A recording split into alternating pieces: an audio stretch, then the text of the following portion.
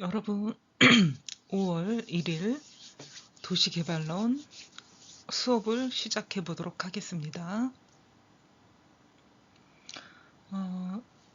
이번 주는 8장 도시개발의 집행에 대해서 수업해 보도록 하겠습니다.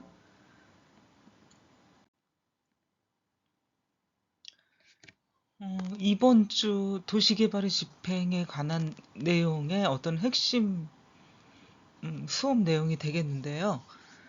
도시개발 사업이라는 거는 어떤 건지, 어떤 걸 통해서 이루어지는 건지, 그리고 돈을 어떻게 확보하는지, 또 외부 환경, 변화, 어떤 것들이 있는지, 이런 것들 때문에 사업이 성공하고 실패하고 이렇게 되거든요. 그래서 이런 내용들 또한 사업 완료 후에 사업평가에 관련된 기초 자료에 대한 것들을 이제 배우게 되겠는데, 우선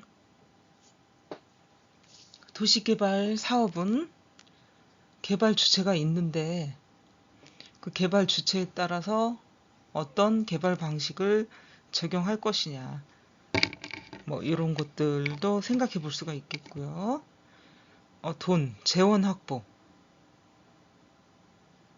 토지 및 재원의 확보를 통해서 도시 개발이 이루어지는 거죠. 토지가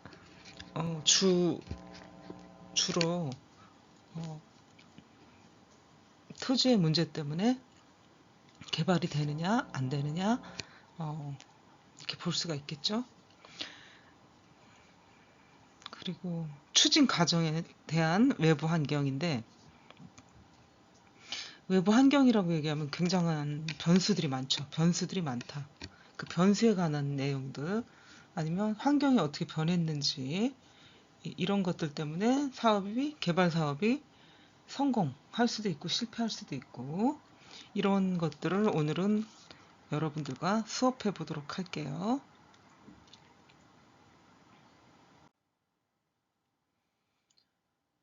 첫 번째, 도시개발의 집행에 있어서, 집행이라는 건 이제 직접 실행에 나서는 단계인데, 처음에는 첫 번째 할 일이 개발기구 및 조직을 구성을 해야 된다.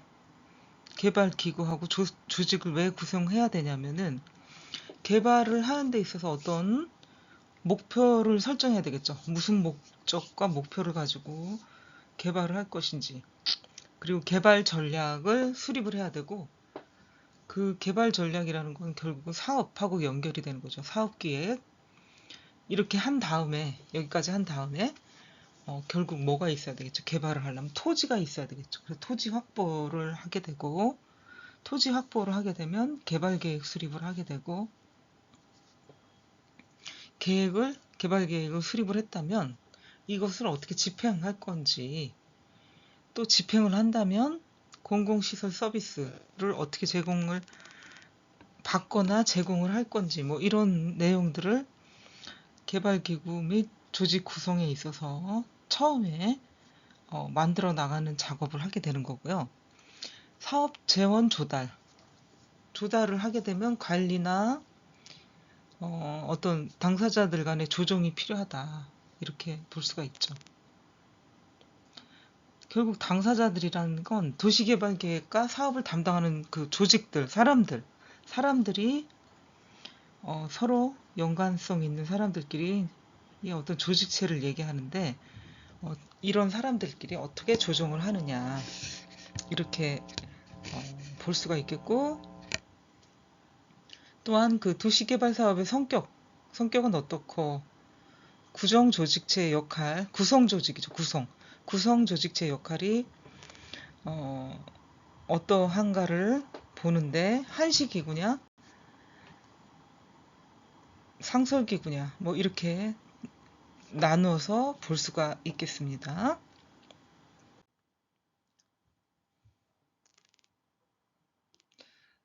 특히 우리나라에서는 이제 신도시 건설 사업이 뭐 많이 이루어지고 있는데요. 이렇게 시급히 정책 목표 달성을 위해 가지고 빠르고 효율적인 개발 사업 추진을 요구하고 있다. 시급이라는 거는 조금 정권이 바뀌거나 음, 대통령이 바뀌면 그 정책 기조에 따라 신도시 건설 사업이라는 게 나오는데, 결국 신도시 건설 사업이라는 거는 주택 정책 보급에 대한 내용이다 보니까 지금까지 우리나라는 계속 주택이 부족하다 이런 식으로 생각해 왔고, 또 조사한 결과 그렇다고 믿었기 때문에 신도시 건설을 추진해야 된다. 정권 내에 아니면 어느 시기에 완성을 해야 된다. 이런 어, 개발 이념들이 있었기 때문에 시급히, 항상 다급히는 아니고 시급히 빨리 정책 목표 달성하자, 이런 것들이 있었죠. 정부 지자체나 뭐 공공건설업체, 공공부문과 건설업체 다 협력해야 될 그 관련 기관과 단체들이죠. 그래서 도시개발 사업 계획 지원 개발, 토지 매각, 건축, 주택 분양, 주택 분양이고요. 관리, 이런 업무를 주로 하고, 또 민간 조직이 지속적인 도시개발 사업 수행을 해가지고 협력을 하고 역할도 분담을 했다고 볼 수가 있겠죠. 민간 부분이라는 게 뭐 여러 부분이 있죠. 뭐 건설 회사, 뭐 그 외 건설 회사와 관련된 업체들이 수십 개, 수백 개가 있다고 볼 수가 있는데, 예, 이런 다 조직들이 힘을 합쳐서 신도시 건설 사업을 추진한 결과 우리나라는 이 뭐 신도시가 많이 나왔지만 1기 신도시, 2기 신도시, 3기까지 이제 발표를 했죠. 예, 이런 모습을 양상을 띠고 있는 거죠.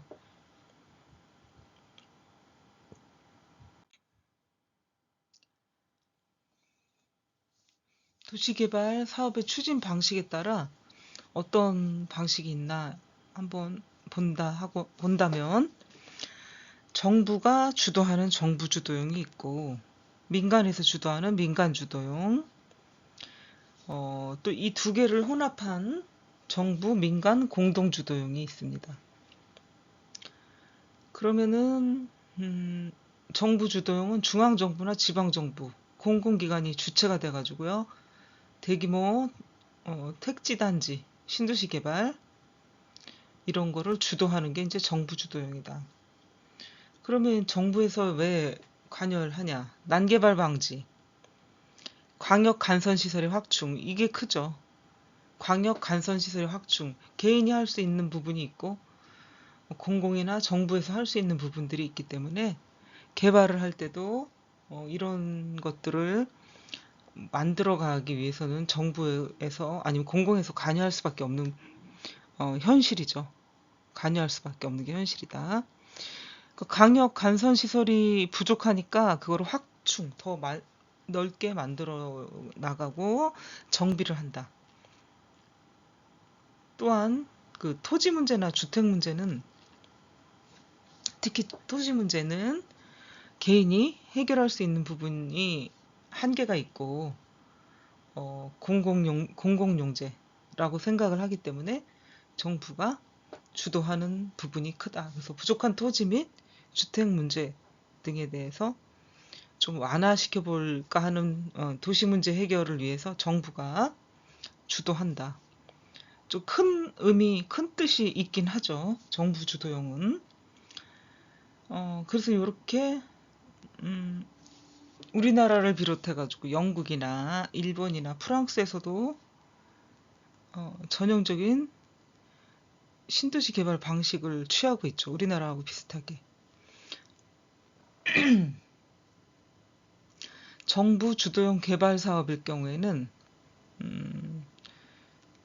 중앙 기구가 정부가 돼요. 정부가 주체가 되고 개발 전담 부서하고 주무부서 산하의 어떤 전문위원회를 통해 가지고 계획을 총괄하고 조정하고 추진, 또 개발 정책이 나오게 되면은 지원을 하게 되고 서로 협조하고 심의하고 개발계획 작성을 이제 작성을 해서 각자의 역할을 이제 수행하게 되는 거죠. 정부 주도형이라는 게. 결국 정부 주도형이라 해도 어느 한, 어, 기관, 공공기관, 어느 한 부서에서만 할 수 있는 게 아니고, 여러 가지 기관과 부서에서 담당을 하게 되고, 또 협조를 받아서 도시 개발을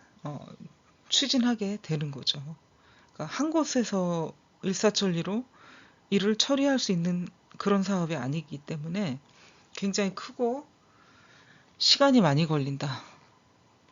그리고 많은 사람의 협조, 많은 기관, 부처, 민간 기관의 어떤 협조도 필요한 게 이제 정부 주도형이다라고 인식하시면 되겠습니다.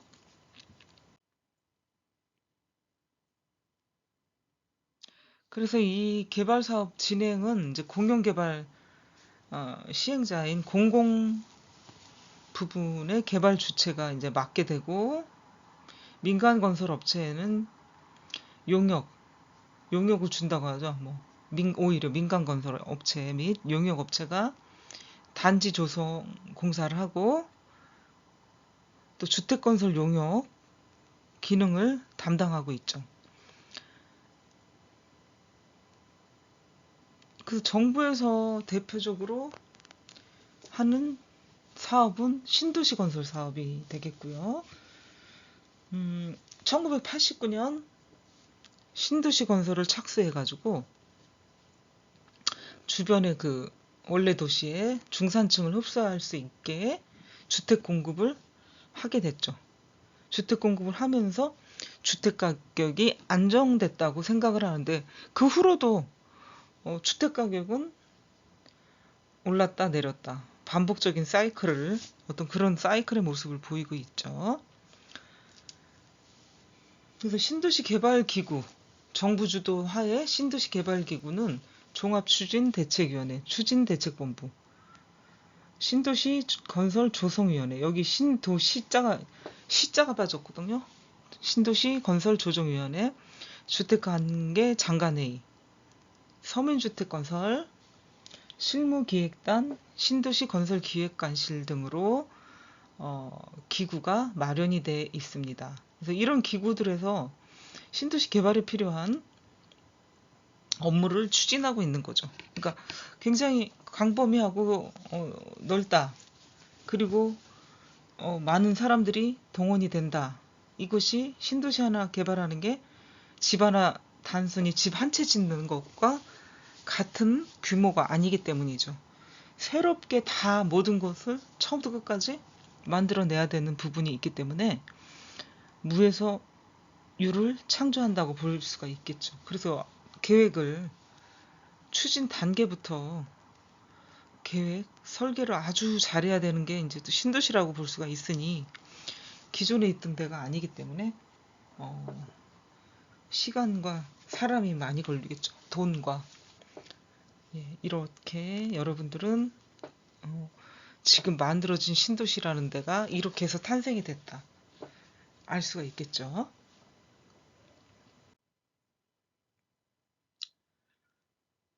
개발 기구 및 조직 구성을 보면 중앙정부, 지방정부, 주택정책심의위원회, 사업시행자, 민간건설업자, 이렇게 나눠지고 있고, 수행 주체는요, 담당 기구는 건설교통부, 국토계획국, 도시국, 주택국인데, 이런 곳에서는 정책, 행정, 지원 관리, 개발 목표, 토지 수급 계획, 개발 전략, 인허가, 행정 지원, 시설물 관리. 지방 정부는 도시가하고 주택가죠. 근데 이 담당 기능은 똑같고요.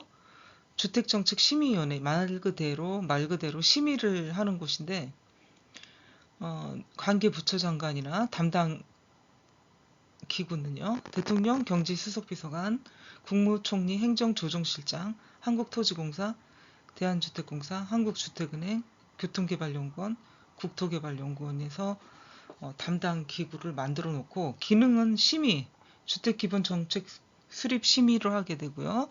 주택건설 종합계획심의, 택지개발 예정지구 지정, 변경, 해체 심의를 하게 되는 게 주택정책심의위원회. 사업시행과는 담당 기구가 한국토지공사, 대한주택공사, 지자체, 지방공사가 되겠고, 민간 부분, 민간건설업체, 개인조합인데, 이런 사업 시행자는 계획이나 인허가, 공사, 매각, 개발 구상, 개발 계획, 재원 조달, 인허가, 토지 취득, 공사, 토지 매각, 관리를 하게 되고요.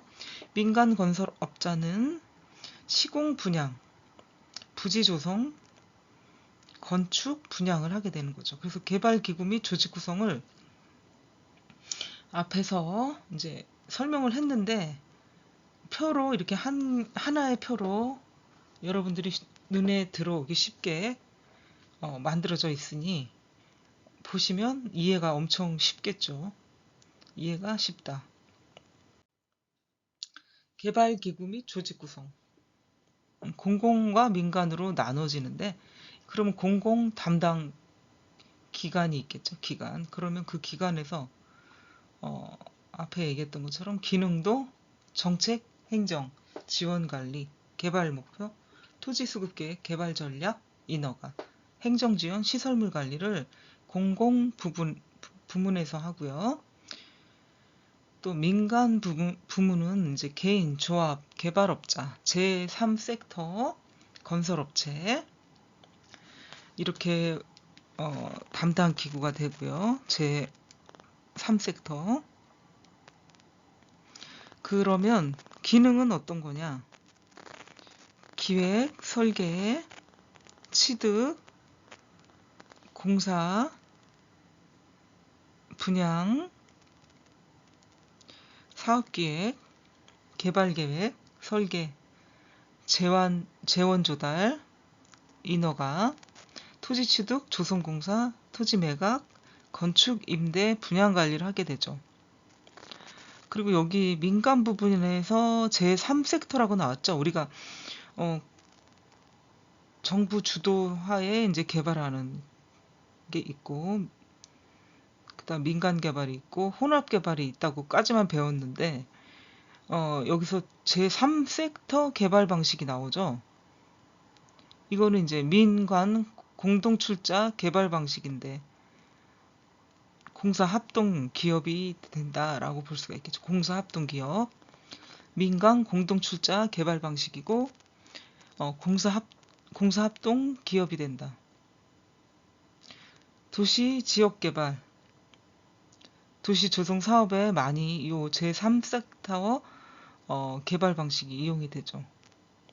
그러니까 1섹터인 공공, 2섹터인 지방 자치단체가 이제 뭐 공공이나 지방 자치단체는 1섹터고요. 2섹터는 민간 부분이라고 볼 수가 있는데, 여기서 이제 합동 법인 형태, 공동 출자해가지고 합동 법인 형태의 새로운 개발 주체다라고 볼 수가 있겠죠. 특히 이렇게 도입을 해가지고 이제 어떤 사업을 하려고 제3섹터의 모습을 취하느냐,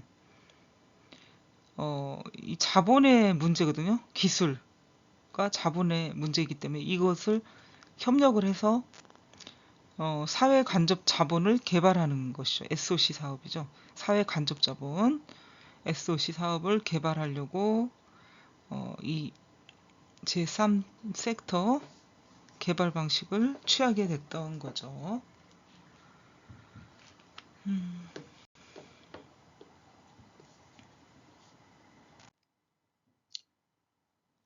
그러면 이 개발 방식은 어떤 법적 근거에 의해서 하는지, 그리고 개발 주체가 누구인지, 토지를 어떻게 취득을 하는지, 그 토지의 어떤 처분 방식이 어떤지에 따라서 도시계획법에 의한 토지 형질 변경 사업이 있고요. 토지 형질 변경 사업, 그리고 도시개발법에 의해서 도시개발사업, 도시재개발사업에 의한 도심재개발사업과 주택재개발사업, 공장재개발사업 이렇게 있고요. 그 다음에 주택 건설 촉진법에 의해서 대지 조성 사업, 아파트 지구 개발 사업 이렇게 있고요. 택지 개발 촉진법에 의한 택지 개발 사업, 도시 저소득 주민의 주거 환경 개선을 위한 주거 환경 개선 사업이 있습니다. 또한 산업 입지 및 개발에 관한 법률에 의해서 국가산업단지 개발 사업, 지방산업단지 개발 사업, 농공단지 개발 사업이 있습니다.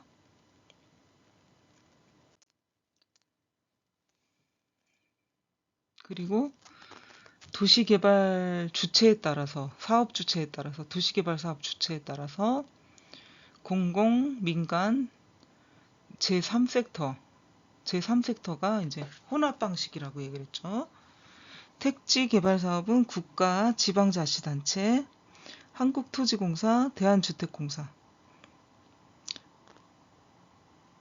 그리고 이제 도시개발 구역 전부를 환지 방식으로 개발하는 게 있는데, 이거는 토지 소유자하고 민간이 시행하는 것이 원칙이다.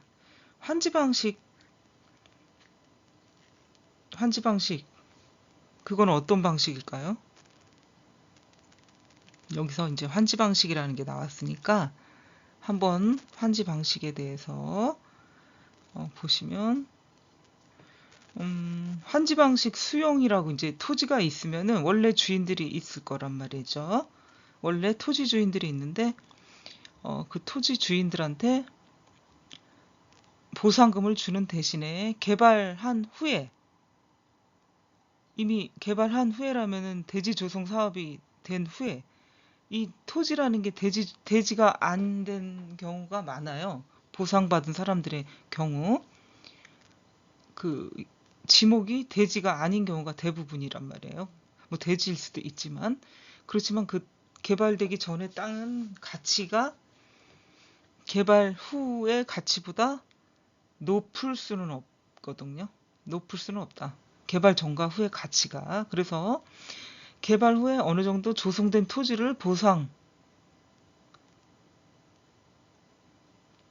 보상해 주는데, 이게 이제 환지 방식, 환지라고 할 수가 있게, 토지 개발 방식을 환지 방식이라고 하는 거죠. 주로 이제 어디서 많이 그러냐면 재개발조합이나 민간 사업자, 아니면 역세권 개발을 시행할 때 하는 개발 방식이 되겠죠, 주로. 그래서 이때 어떤 때 또 필요하냐면은 도시개발법으로 인해 가지고 공공시설 변경, 아니면 설치 필요하거나, 아니면 개발지역 토지 가격이 주변 지역보다 높아가지고 보상금 지급하기 힘들 때 이 방식을 활용한다고 볼 수가 있겠죠. 새롭게 조성된 토지를 주겠다. 이게 이제 환지 방식이다. 그리고 땅을 주고 보상이 부족한 부분은 일정 부분 돈으로 또 정산하기도 합니다. 100% 땅을 준다는 건 좀 힘드니까. 네, 그래서 환지 방식, 어느 정도 조성된 토지를 돌려주는 거. 원래 토지 주인들에게 개발 전과 후의 상태인데, 전이 아닌 후의 상태로 돌려주는 방식이 환지 방식이다. 공공과 민간 사업 시행자가 될 수 있는 경우는 도시 재개발 사업, 아파트 지구 개발 사업, 대지 조성 사업이 있습니다. 도시 개발 방식을 토지 취득 방식에 따라서 이제 분류를 하는데, 수용 방식, 환지 방식, 혼용 방식이 있어요. 그러면은 수용 방식은 음, 개발지구의 토지를 시행자가 토지 수용법에 따라서 매수를 하는 게 이제 개발 수용 방식이다. 돈을 지불하고 토지주의 땅을 사가지고 오는 거죠. 도시개발 사업이나 산업단지 개발 사업, 대지 조성 사업, 택지 개발 사업 이럴 때는 수용 방식이 채택이 되죠. 주체는 이제 공영 개발 사업이다. 공공이 주체가 되고요.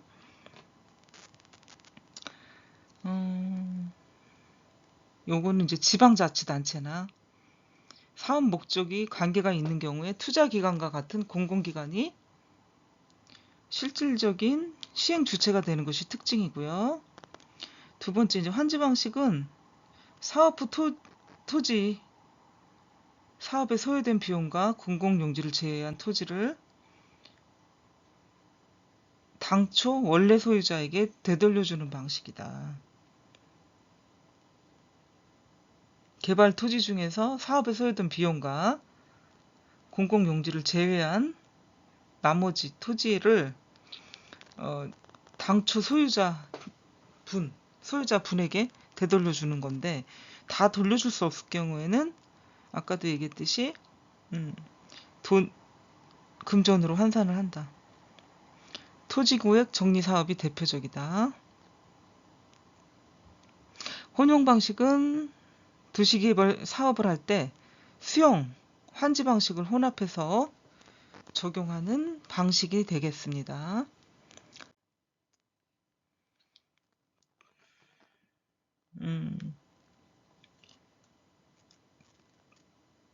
토지 용지 취득 방법이 있죠.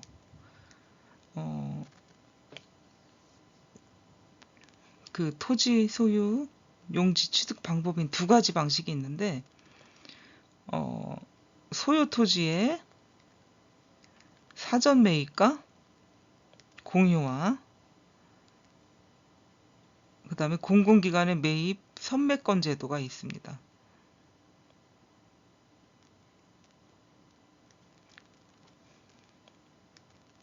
그러면 소유 토지의 사전 소유라는 게 뭡니까? 들어가는 얼마만큼의 땅이 필요하다. 이거를 사전에 매입을 하고 공유와 공공의 토지로 시켜버리는 거죠. 예, 그래서 요거 소유 토지의 사전 매입과 공유화가 있고 또 공공기관의 매입 선매권 제도가 있죠. 그러면 선매권 제도라는 거는 무엇인가? 선매권 제도.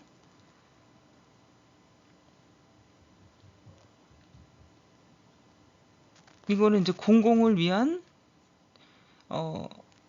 공공기관의 적극적인 개입이다. 국가는 국민 모두의 생산 및 생활의 기반이 되는 국토가 효율적으로 균형 있는 이용 개발이 돼야 된다.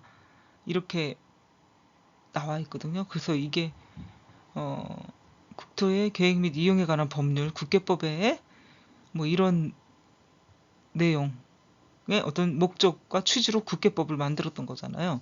균형 있는 이용 개발 보존을 위해서 필요한 제한과 의무를 과할 수 있다. 뭐 이렇게 해서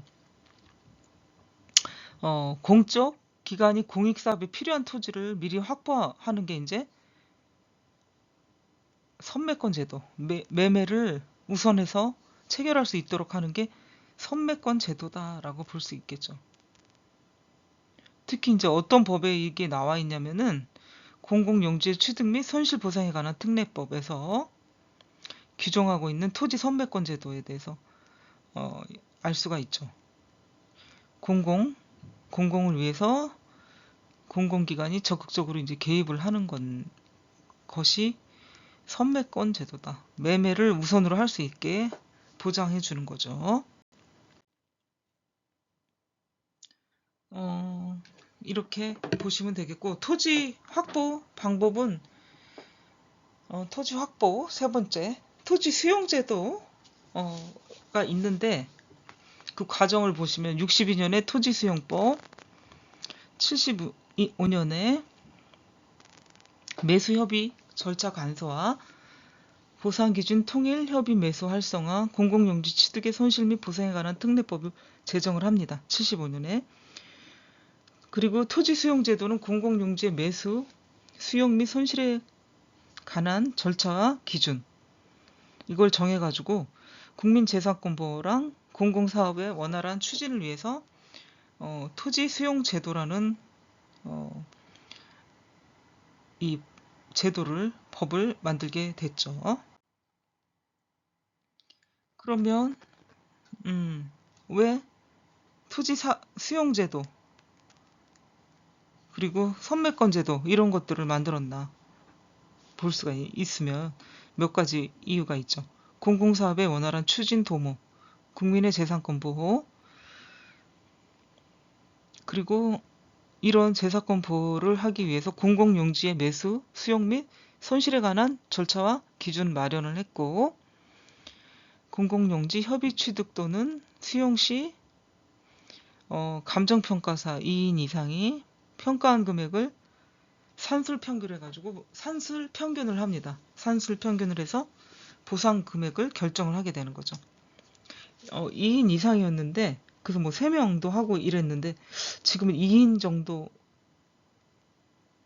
이제 산술평균 2인만 돼도 괜찮다. 2인 이상이니까 산술평균에서 보상 금액을 결정을 해서 보상을 해주게 되고요.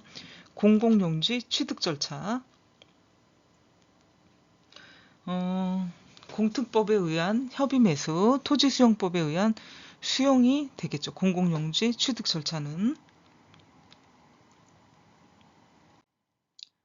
네 번째는 수용 재결에 대한 구제 절차입니다.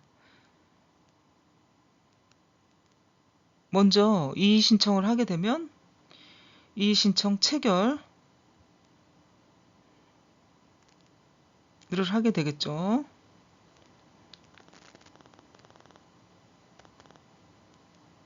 그리고 행정소송을 하게 되겠죠. 고등법원이나 고등대법원에서. 그리고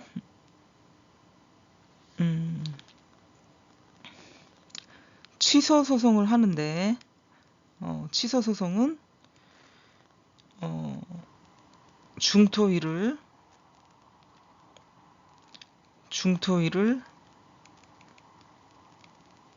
피고로 제기를 하게 됩니다. 중토위. 중토위라는 건 중앙토지수용위원회를 얘기합니다. 국토교통부 산하 중앙토지위원회, 중토위 뭐 이렇게 줄여놔가지고 너무 길죠. 중앙토지수용위원회 뭐 더 긴 것도 쓰는데 일단 줄였어요. 국토교통부 산하 중앙토지위원회. 보상금 증감 청구 소송. 토지 소유자 또는 기업자와 중토위를 공동 피고로 제기한다. 보상금 증감 청구 소송은 토지 소유자 또는 기업자와 중토위를 공동 피고로 제기한다. 이렇게 볼 수가 있겠습니다.